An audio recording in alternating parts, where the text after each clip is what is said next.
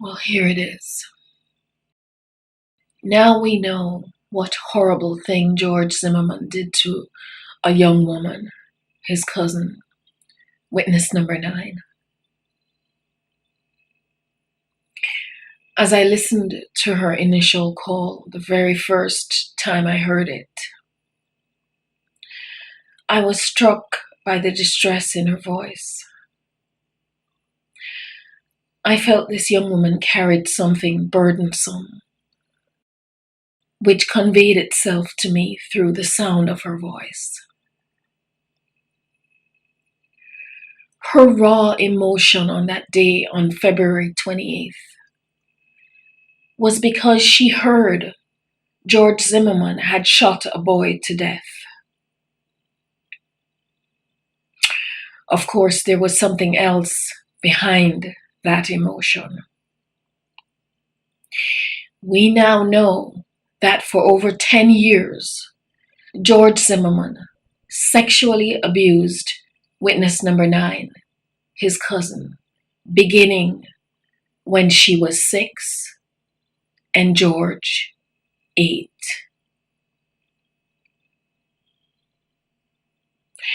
Witness number 9 doesn't speak of small children taking off their clothes and looking at each other's genitals.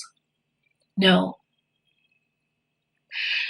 Her cousin George repeatedly forced his fingers inside her body and practically forced himself beneath her skin and manipulated and intimidated and exploited her. Isn't it extraordinary that George could understand at that young age about that kind of power and maintain and utilize that power right up until his late teens? I find that chilling. In my mind's eye, witness number 9 hears about the shooting and thinks, enough, and calls the police. She says of that decision to come forward that for the first time in her life, she's not afraid of George. It's an extraordinary act of courage. Witness number 9 speaks poignantly of blotting the sexual abuse from memory so aggressively that she also blotted out the happy times. As a young woman, whenever she becomes intimate with anyone, she has to have a talk with them first about her flashbacks. And she has to speak about how afraid she is. I find that very moving. This young woman is courageous on her own, but I'd like to think she's strengthened all the more by the masses of people standing up for Trayvon. I hope she's encouraged by it, and I hope she knows she's not alone. Once George crawled underneath witness number 9's skin and got a taste of that power, he did not let it go. He maintained that power for more than 10 years.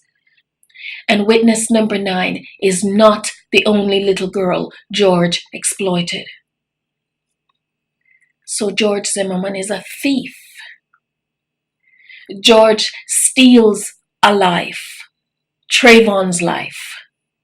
George steals futures. He steals childhoods and memories of happiness. George takes other people's money. He takes away peace of mind. George is a stealer of reputation and honor and good name, if he can get away with it. And but for Judge Lester, George conspired to rob us of the truth. Well, the retreat folks had an ugly wake-up call this morning. As if things aren't bad enough already, what with getting sued for what George did. Now they find out the guy who was patrolling the 3 streets of the retreat, some say with his headlights on, some say with them off. That guy who was watching people's movements so closely, he even noticed when they left their windows open. He noticed open garage doors. Now they find out that guy sexually abused his cousin for 10 years. Who was the bad guy thinking of crawling through those windows? Was it black boys, as George would have us believe? Or was it George himself? You think George was out there sneaking around in the dark, calculating what would happen if he just kind of crawled through one of those windows? What would George find inside that house? No matter. He was prepared for whatever he would find. Because you see, George had a loaded gun. So the ladies and the gentlemen of the retreat are having an ugly wake-up call this morning.